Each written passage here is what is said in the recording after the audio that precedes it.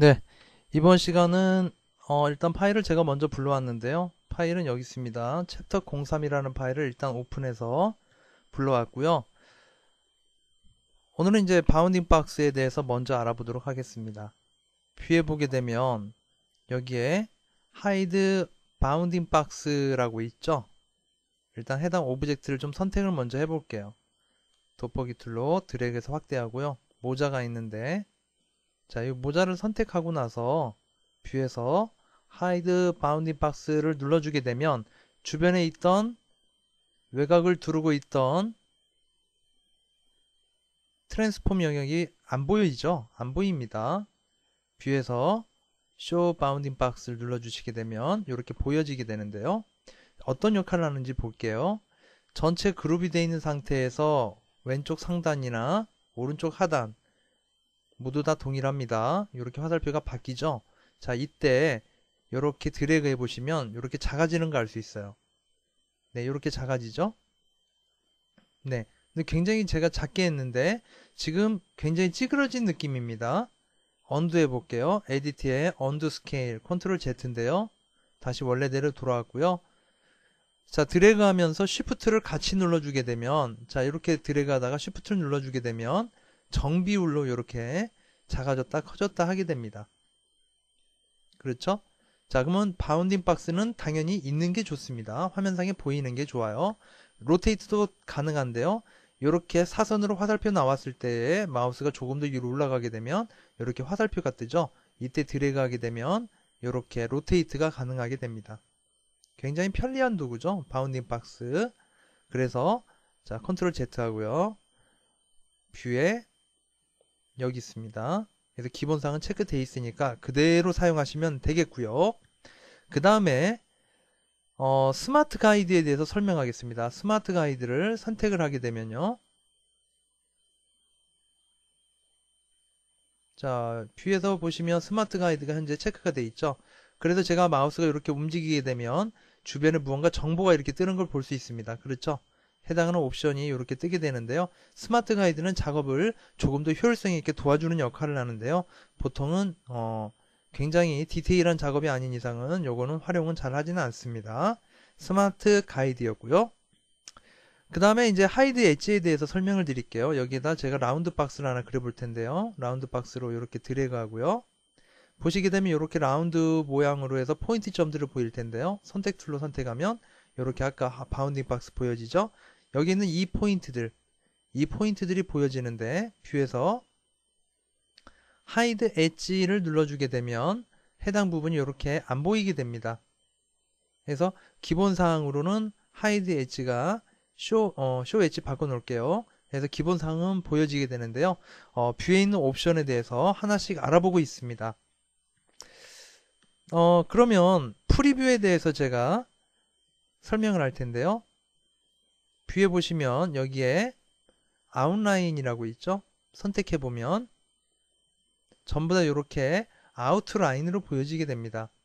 뷰에서 제가 피트 아트보드 눌러볼게요. 어때요? 전부 다 이렇게 라인으로 보여지죠? 그래서 뷰에서 프리뷰를 다시 눌러주게 되면 원래 작업되어 있는 형태대로 이렇게 보여지게 됩니다. 단축키가 있죠?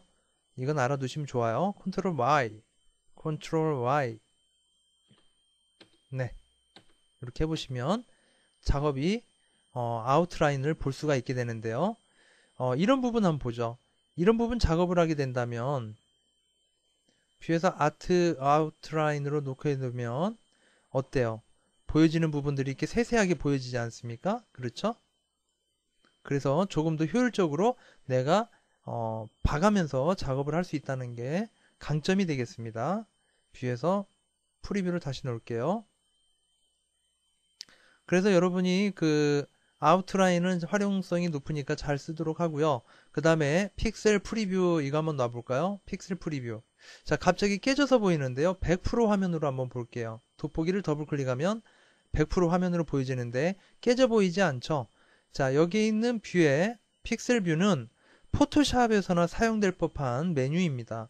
그래서 포토샵에서 어떻게 보여질지를 확인하고자 할 때 그때 쓰시면 좋겠고요. 자, 그러면 픽셀 뷰와 제가 일러스트의 강점인 벡터 뷰에 대해서 조금 설명드릴 텐데요. 새 창에다 한번 불러볼게요. 오픈해서 챕터 2에 있는 거를 가져올 건데요. 2에 자, 요거 불러볼게요. 자, 일러스트 파일이죠. 자, 동일한 파일인데 자, 여기에다가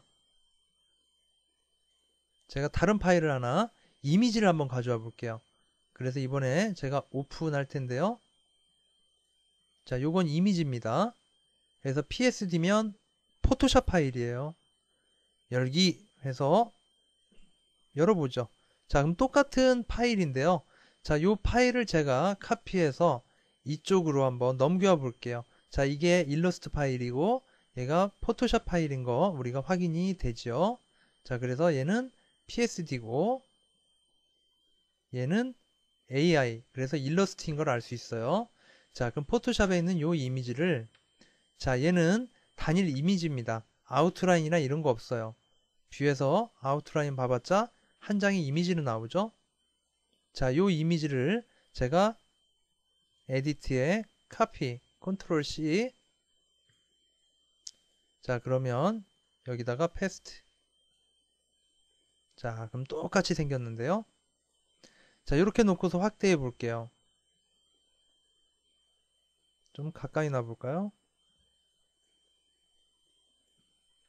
자, 이렇게 놓고서 확대해 보면요. 어때요?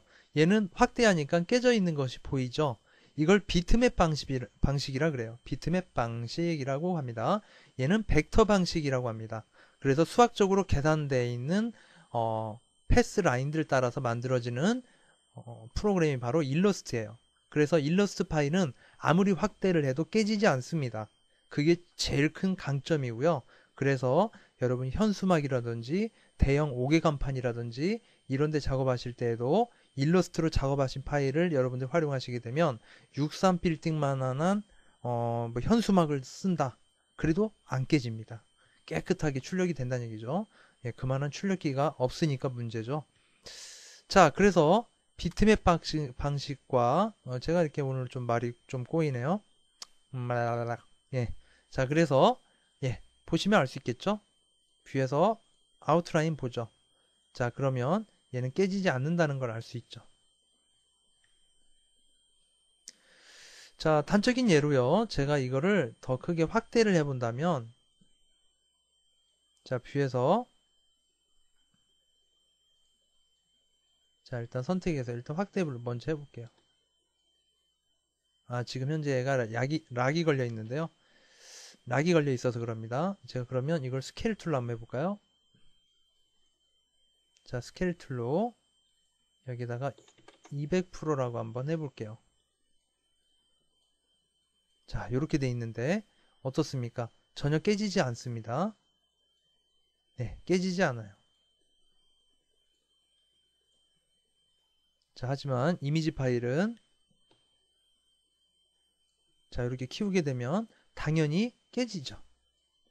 예, 잘 느껴지십니까? 이거 굉장히 중요한 부분이죠. 자, 그래서 포토샵의 이미지 파일하고는 현격히 다른 고퀄리티의 작업물이 만들어질 수 있다. 단, 문제점이 있죠. 지금 보시면 여기는 패스라인이지만 여기 뒤에 있는 이 사진은 이건 이미지입니다. 그래서 이건 사진이에요, 사진. 사진 같은 경우에는 키우시면 당연히 깨지죠. 예, 그래서 여기 있는 일러스트 파일은 상관이 없지만 뒤에 있는 이 이미지는 깨지게 된다. 자, 이 점 알아두시고요. 자, 그러면 이제 뷰에 대해서 조금 더 구체적으로 알아볼 건데요. 자, 필요 없는 파일은 일단 끌게요. No. 자, 그거 다시 원본으로 왔는데요. 제가 작업하다 보면 이 부분을 자주 봐야 될 상황이 됐다라고 가정을 한다면, 현재 뷰가 네, 픽셀 뷰로 되어 있죠. 그래서 다시 기본 뷰로, 자, 프리뷰로 바꿔놓고요.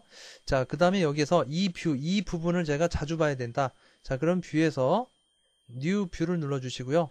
여기다 제가 로고 뷰라고 한번 써볼게요. 저장됐고요. 그 다음에 다른 위치로도 좀 가볼게요. 자, 티셔츠 부분을 내가 또 자주 보는 뷰다. 그러면 자, 뉴 뷰를 눌러서 여기에다가 제가 그냥 T 언더바 그냥 T하고 뷰 쓸게요. 자, 이렇게 했습니다. 자, 그러면 제가 다른 부분을 열심히 작업을 하고 보고 있다가 뷰에서 로고 뷰를 눌러주면 이렇게 나오고요. 뷰에서 TV를 누르면 이렇게 나옵니다. 이것도 효율적이죠? 자, 그 다음에 편집을 하고 싶다면 기존에 있던 뷰를 바꾸고 싶다면 에디트 뷰에 가셔서 필요 없는 뷰는 딜리트 누르시면 이렇게 됩니다. 자, 그러면 뷰에 가도 이제 로고 뷰만 남아있는 걸 알 수가 있죠. 네, 그래서 커스텀 뷰에 대해서 한번 알아봤고요. 이번에는요, 오브젝트에 락을 거는 방법을 알아볼게요. 자, 여기 있는 이 모자가 현재 선택이 이렇게 되는데 이 모자를 제가 선택이 안 되게끔 하고 싶어요. 그러면 오브젝트에 보시면 락 셀렉션 있죠? 컨트롤 2번인데요. 단축키 눌러주게 되면 이제 잘못했고요. 자, 아무리 여기 뭐가 있네요. 지금 뭐가 있습니다. 여기 뭔가요? 자, 뭐가 있는데요. 뷰에서 아웃라인으로 한번 볼까요? 아, 여기 뭐가 있네요. 그죠? 삭제하고요. 자, 그래서 아무리 드래그를 해도 어떻습니까? 선택이 안 되죠. 자, 밑에 건 선택됩니다. 이것도 락 걸어볼까요? 오브젝트에서 락 셀렉션. 안 되죠? 자, 그럼 이제 락을 한번 풀어볼까요? 오브젝트에 unlock all. 그러면 다시 이렇게 락이 풀리는 걸 알 수가 있죠. 자, 그래서 작업을 할 때에도 이 부분도 활용성이 있습니다. 그 다음에 이 모자만 제가 잠시 화면에서 가리기를 한번 해보고자 합니다. 하이드에서 하이드 셀렉션 컨트롤 3번인데요. 눌러주면 화면상에 안 보입니다. 오브젝트 show all 다시 보여지고요. 하이드와 그 다음에 show selection 영역에 대해서 한번 알아봤고요. 이번에는요. 그룹과 언그룹에 대해서 한번 알아볼게요. 발음이 굉장히 좋네요. 언그룹. 자, 여기 보시면 포장 디자인이 포장 패키지가 어떻습니까? 그룹으로 선택이 돼 있죠. 그런데 옆에 있는 여기 티셔츠들은 이렇게 낱개로 되어 있어요. 전부 다 낱개로 되어 있죠. 그렇죠? 자, 그러면 그룹을 한번 만들어 볼게요. 드래그해서 원하는 부분까지 선택을 하고 그룹을 안 하게 되면 이렇게 하나씩 움직이지 않겠습니까? 그래서 여기서 제가 이렇게 드래그해서 원하는 부분 선택하고 오브젝트에서 그룹 컨트롤 G입니다. 단축키. 자, 그러면 여백을 클릭한 다음에 다시 선택해 보면 이렇게 단체로 선택되는 걸 알 수가 있죠. 그렇죠? 자, 그 다음 밑에 있는 옷도 한번 해볼까요? 이렇게 드래그해서 선택해주고 오브젝트에서 그룹. 자, 이번엔 단축키로 해볼게요. 드래그 선택, 컨트롤 G. 드래그 선택, 컨트롤 G. 자, 그러면 이제 어떻습니까? 클릭 한 번만 해도 전체 옷이 선택되는 거 알 수 있죠. 그 다음에 이렇게 전체를 선택을 해서 한 번 더 그룹을 줘볼게요. 그룹. 됐죠? 자, 그러면 이제 하나만 선택해도 전체 4개가 선택되는 걸 알 수가 있죠. 그러면 이 안으로 들어가는 거 해볼게요. 자, 이건 잘 보셔야 되는데 무브 툴인 선택, 자, 셀렉션 툴 상태에서 더블 클릭하시면 여기 보시면 해당하는 레이어 1 안에 그룹 안에 있어 이 이야기입니다. 보세요. 이제 하나씩 선택이 되죠. 그리고 다른 영역들은 이렇게 바깥에 있는 것처럼 연하게 보입니다. 흐릿하게 보이죠? 그래서 보시게 되면 다시 이걸 눌러주게 되면 밖으로 나오게 돼요. 이걸 다시 눌러주면 한 칸 더 밖으로 나옵니다. 다시 해볼게요. 선택해주고요. 더블 클릭. 그 다음에 여기서 한 번 더 더블 클릭해 볼게요. 자, 그럼 어디로 들어간 거예요? 4개의 그룹 안에 하나의 그룹 안에 이렇게 들어가 있는 겁니다. 자, 이해가 되시죠? 자, 여기서 한 번만 눌러주시면 이렇게 4개의 세트가 있는 그룹 안에 들어있는 것이고 그 다음에 한 번 더 눌러주시면 이렇게 레이어 밖으로 나오게 되는 겁니다. 그럼 다른 대상들도 선택이 가능하겠죠. 자, 그럼 이번에는 언그룹에 대해서 한번 제가 알아보도록 할게요. 그럼 제가 알아보지 누가 알아보겠습니까? 자, 언그룹입니다. 오브젝트에서 원하는 대상을 선택했다면 언그룹 눌러주시면 이제 이렇게 낱개로 되어 있어요. 자, 여기서 한 번 더 오브젝트에서 언그룹. 자, 그러면 이렇게 낱개로 선택이 되죠. 자, 얘는 당연히 그룹되어 있겠습니다. 얘는 언그룹되어 있고요. 자, 그래서 이렇게 선택해서 다시 그룹을 준다면 당연히 그룹이 되는 걸 알 수가 있죠. 자, 그렇게 어렵진 않은 부분인데요. 이걸 단적으로 조금 더 쉽게 설명을 드리자면 여러분이 사과를 사게 된다면요. 사과를 두 개를 이렇게 해서 사과를 사게 된다면 봉지에 담아주지 않겠습니까? 그죠? 또 옆에 가게에 가서 여러분이 배를 사게 된다면 배도 봉지에 담아주겠죠. 그럼 이게 하나의 그룹, 하나의 따로따로 그룹이 되겠고요. 자, 무거우니까 한 손으로 들고 가려고 이렇게 큰 봉지에 어떤 분이 이거 봉다리라고 얘기하던데요. 자, 이렇게 담아주게 되면 이게 또 하나의 그룹이 되겠죠. 그렇죠? 그래서 이게 하나의 그룹, 두 개의 그룹, 같이 감싸고 있는 세 개의 그룹이 이렇게 생성이 된다는 걸 알 수 있고요. 그리고 여러분이 선택 툴로 더블 클릭을 한다는 것은 해당 안으로 머리를 집어넣어서 그 안에 들어가서 보고 있다라는 의미가 되겠고요. 여기에서 사과 안쪽만 여러분이 보게 된다는 얘기는 사과 봉지를 더블 클릭하게 된다면 그 안에다가 얼굴을 넣고 보고 있다라고 이해를 하시면 이해가 훨씬 더 쉽겠다 생각이 됩니다.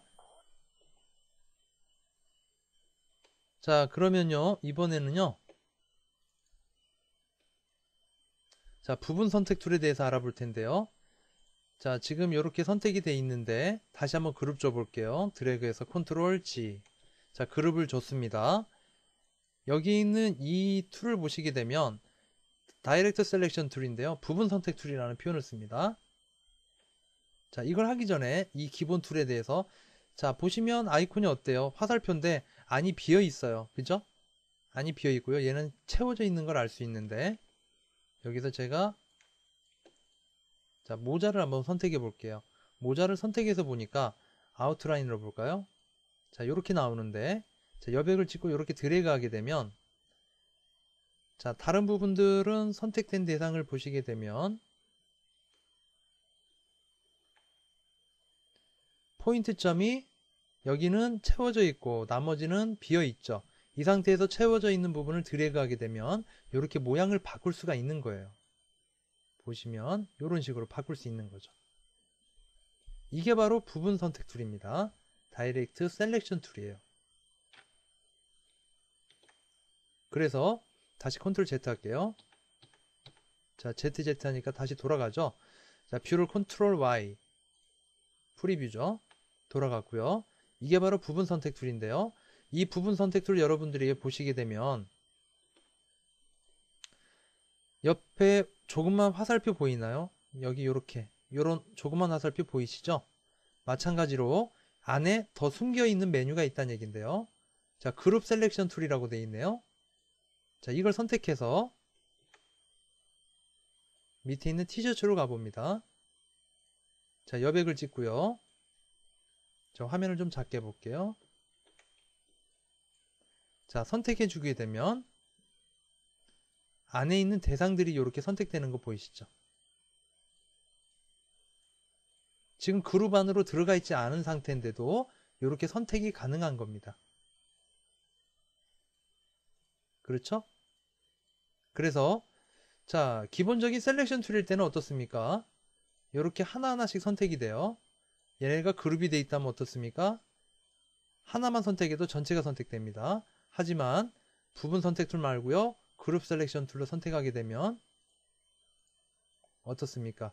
이렇게 자연스럽게 선택이 가능한 걸 알 수 있죠. 자, 과거에는 그룹의 개념 안으로 들어가서 볼 수 있는 방법이 없었어요. 자, 그래서 예전에는 이 툴도 활용성이 있었지만 현재는 더블 클릭하면 안으로 들어갈 수가 있지 않습니까? 이렇게 더블 클릭할 때마다 자, 그래서 예전보다는 이 명령이 조금 퇴색해진 느낌이 좀 있습니다. 자, 다시 더블 클릭해서 들어가 보면 들어갈 수 있고요. 더블 클릭 들어가고 계속 진입하는 거 알 수 있죠. 자, 로고까지 진입을 제가 지금 선택 툴로 들어간 상태인데요. 자, 밖으로 나가고 싶다면 여백을 더블 클릭하셔도 돼요. 그래도 밖으로 나옵니다. 자, 오늘은 그래서 바운딩 박스와 스마트 가이드, 하이드 엣지, 뭐 프리뷰, 그 다음에 벡터 이미지와 비트맵 이미지, 포토샵 이미지의 특성에 대해서 알아봤고요. 그 다음에 커스텀 뷰, 그 다음에 락 셀렉션 알아봤고요. 하이드 셀렉션 알아봤고요. 그룹 짓는 부분 알아봤습니다. 수고하셨습니다.